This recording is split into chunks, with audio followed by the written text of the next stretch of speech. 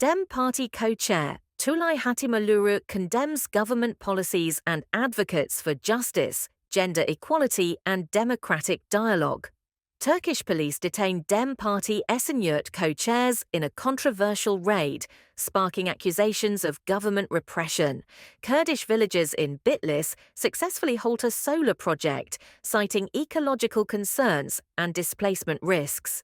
COP29 in Baku faces backlash over rights violations, sparking calls for accountability.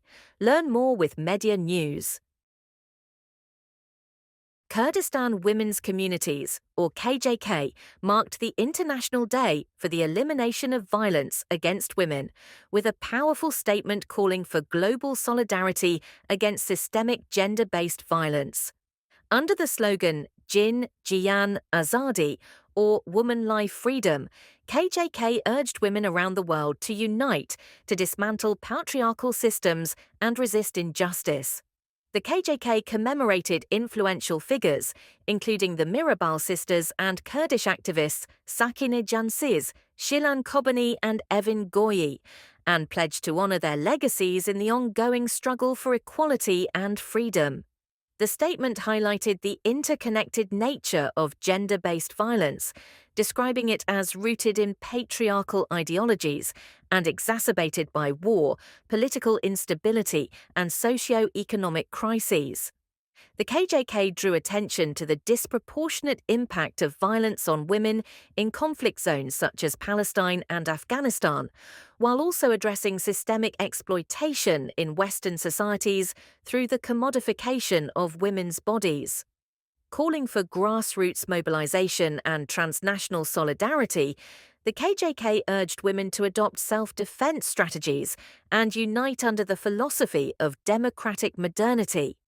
We must unite our struggles across nations, religions, and identities, recognizing our differences as strengths, the statement concluded. Turkish police detained Abdullah Arinan and Rojda Yilmaz, co-chairs of the Esenyurt branch of the People's Party for Equality and Democracy, or DEM, in a controversial raid early on Monday. Authorities cited alleged links to the outlawed Kurdistan Workers' Party, or PKK, and the Kurdistan Communities Union, or KCK, as the reason for the operation, which has drawn sharp criticism from the DEM party. The raid, carried out by the Istanbul Chief Public Prosecutor's Office, involved the seizure of party materials, including items used in a memorial event for Gülşen Atılmış, a victim of a 1995 military operation, and photos of PKK leader Abdullah Öcalan. The prosecutor's office claimed that the operation was aimed at KCK terrorist activities.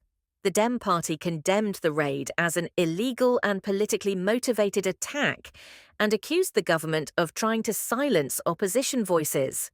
This raid is part of a broader effort to criminalize our party and suppress democratic dissent, the party said, vowing to continue its resistance.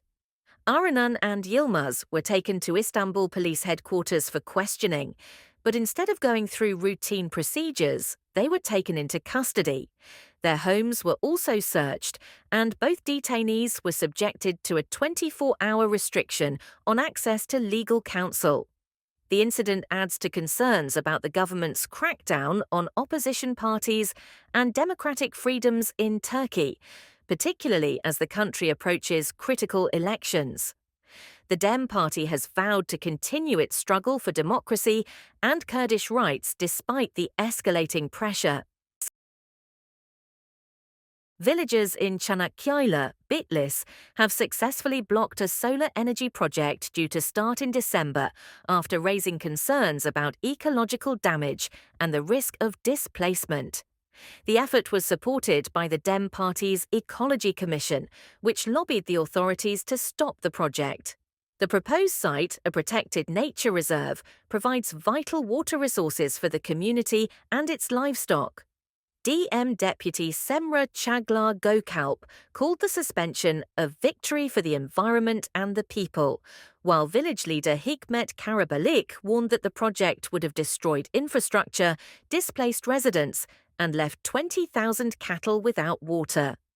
The project, linked to former AKP deputy Vahit Çiller, is part of a wider pattern of environmental and social challenges in the Kurdish regions. DEM deputy Ibrahim Akin warned that similar projects could resurface and called for continued vigilance. The DEM pledged its continued support for communities defending their natural resources and way of life.